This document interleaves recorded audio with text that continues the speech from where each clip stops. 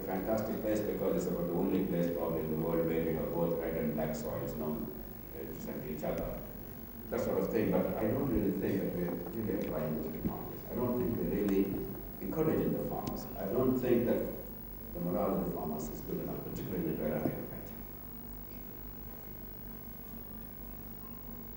And India is one of the few countries with a long history in civilization and a culture of agriculture.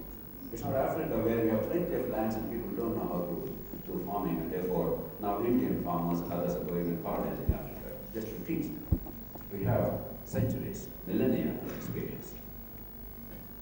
That brings me to the third point, water. Right now in this very city, there's a phenomenal water crisis. We go to the rest of Andhra Pradesh, the whole of last year we suffered grievously because of moderately low rainfall. It was not a terrible drought, but even a 15% drop in rainfall meant devastation to many, many districts of Andhra Pradesh. It's an insult to the ingenuity of people in 2012. In the 21st century, 15% rainfall means tremendous strife to millions of people, and we're doing something terribly wrong. The other day I went to BITS Pilani Hyderabad campus.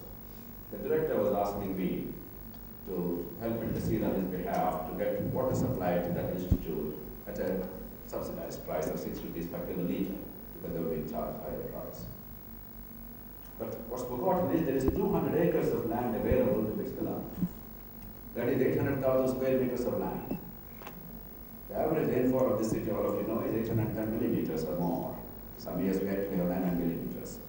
A simple arithmetic tells us you will get 64 crore liters of water in BITS Pilani campus if only you harvest that water. Even if some of the water will be evaporated inevitably, actually you have technologies to prevent evaporation. I've seen a wonderful institute, the Moral Rearmament Institute in Panchgani, built by my friend Rajmohan Gandhi, where 30 years ago they ensured that not a drop of water evaporates. Everything is fully recycled and utilized. Even if you don't go that far, the requirement of BITS Pilani is only about 18 crore liters a year. They require 500 kiloliters a day. We have a vast amount of water there. And we let that water go into Musi, and then downstream of Nagarjuna Sagar and into the sea, and then we say there's no water. There's no place on earth, we all know, which gets fresh water except through rain. Ultimately, the only source of water is rain. And we squander all this water because our rainfall is not insubstantial. While it is somewhat erratic, and it's all concentrated in the monsoon period. Yes, all the more reason why we should go in for technologies, simple, low-cost technologies. Is it a question of money? This state, Professor Garrard, is spending 7,000 crores, 70 billion rupees a year. And even in a bad year, we're spending about 40 billion rupees on the Employment Guarantee Act.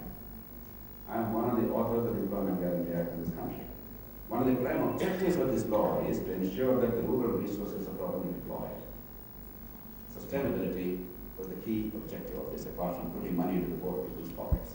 I myself went to the then Planning Commission member's office to plead with them. Please utilize this money. You'll never get this kind of money, 30 to 40,000 crores a year. People who are begging for this kind of money.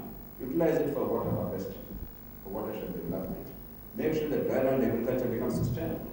Make it a long-term anti-poverty strategy, not only for individuals to get money into their pockets, but the long-term area development. It doesn't require genius to understand that it hasn't happened. This state utilizes most money on the Employment Guarantee Act. And I believe money is actually going to the poor people's pockets. There are problems there too, but we're not going to that. That's a good objective, I have no quarrel. But hardly anything is going to sustain the resources. It's not a question of money or technology. They just don't want listening. We may lose this opportunity, already the window is lost, because we probably spent about 20,000 crores, 200 million rupees in the state alone on the Employment Guarantee Act over the last 2 years. Most of the money has simply gone down the drain without any sustainable development. If there's a sin, to me, this is the great sin. Fruits and vegetables, and the whole issue of logistics and processing. I ask of you, forget your reticence, shout from rooftops that unless you have a logistics chain from producer to the consumer, unless you compress the market chain between the producer and consumer. That means unless you have storage, unless you have transport, unless you have processing, unless you have retail chains in the country of the highest quality, the farmer will not benefit, the consumer will not benefit. What nature gives, nature simply takes away. We all know that, and yet the public policy is uninformed by a deep understanding of this. People who have no understanding of policy, no understanding of elimination of poverty, pretend to be champions of the poor and are undermining not only agriculture but also the economy of this country. The agricultural scientist community must now stand up, not merely on issues of technology and science, but also on issues of public policy, and tell them you're talking rubbish. This is required for the farmer and the consumer.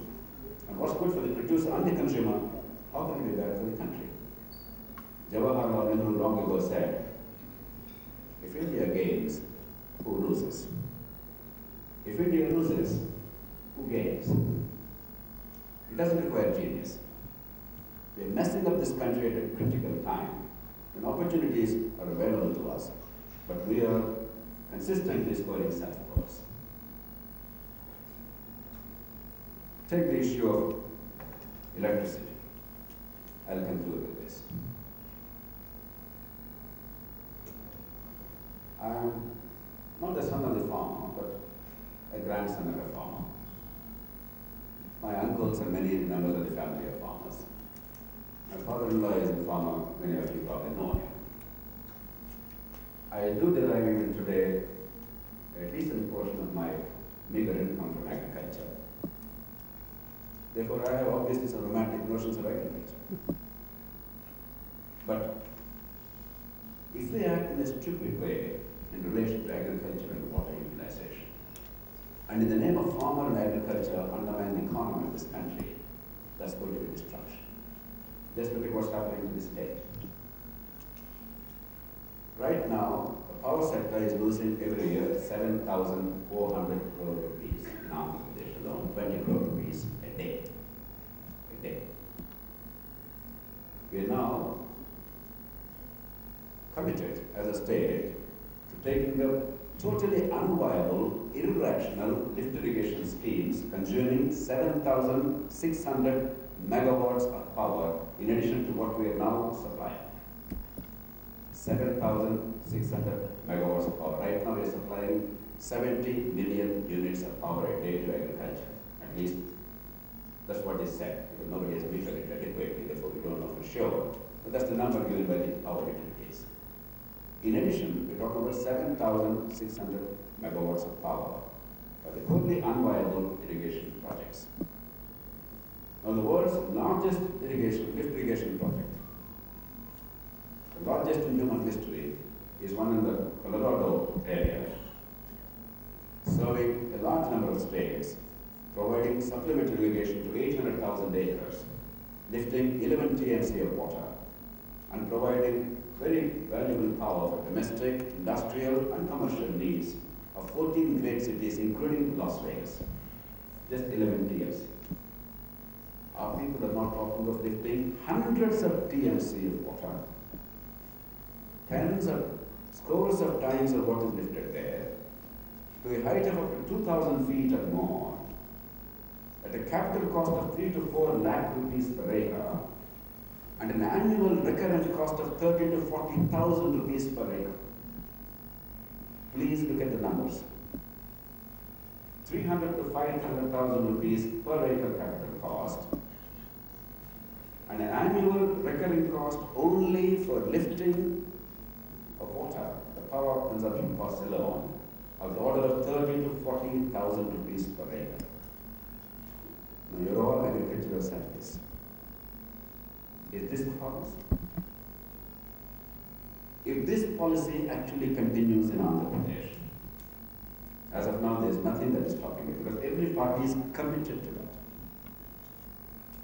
I am the lone member of the legislature, raising my voice, repeatedly stating the numbers. There is a rapt attention and great respect. At the end of the speech, they pretend that they don't have a power and they go on with the business as usual. If this continues, this state is doomed. There is nothing left in Andhra Pradesh after another 10 years. Please raise your voice. We need voices of friends of farmers to tell people that this is not being friendly to farmers. This is destroying the state and the economy in the name of farmers. There are a variety of different ways of helping farmers and helping the poor. But this is, whatever you call it, this is not a farmer-friendly measure. This may be a contractor-friendly measure. It may be a food-friendly measure. It may be any measure, but not a farmer-friendly measure. So in the name of farmers, let us not destroy the economy. You may say, look, these are not issues related to us, but please, at the end of the day, we are looking at outcomes. Our work is not in isolation. That's why Professor Gar, being a scientist, talked about public policy. You cannot ignore public policy. For our work, for your work, yield dividends for the country and for the farmers and for the consumers. We require sound public policies. Otherwise, whatever good we do will be demolished. I hope we will take note of some of these issues.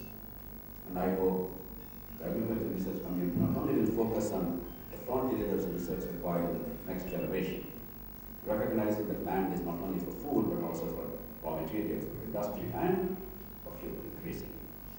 I have no doubt, I agree with people like George Porter and others who believe that the future of the fuel economy lies in land. Because after all, what are green plants?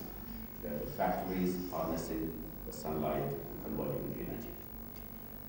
There is no greater technology than that. If we improve upon that, if we genetically improve the efficiency of photosynthesis from 2% to, let's say, 4%, probably that will be the answer to the problems of all mankind in terms of agriculture. One last word about genetic modification.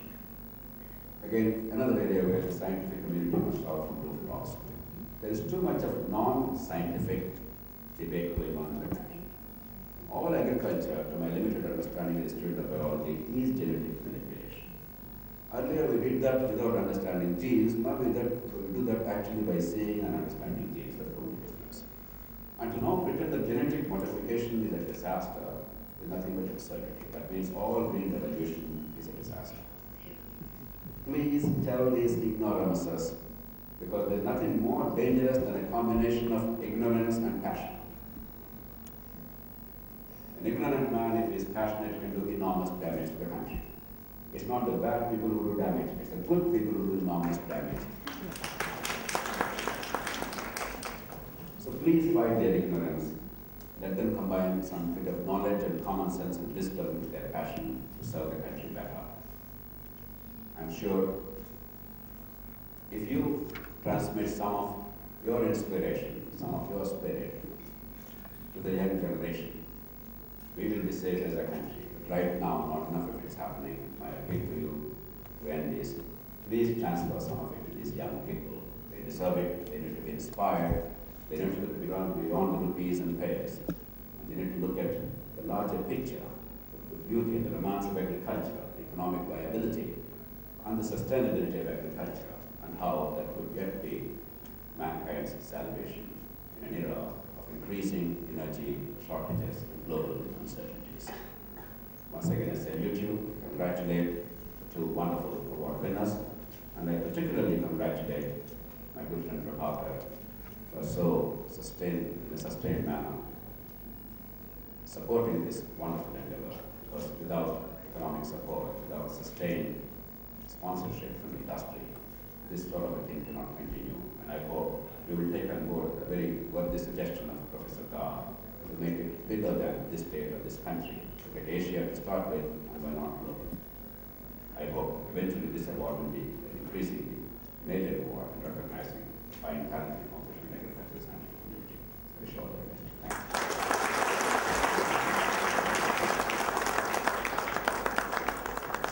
Sir, thank you so much for such an informative and educative message for all of our agricultural scientists to transfer not only technology but also to translate the public policies to farmers and consumers and to create a farmer-friendly environment. President, Seedsmen Association. Over to P. Satish.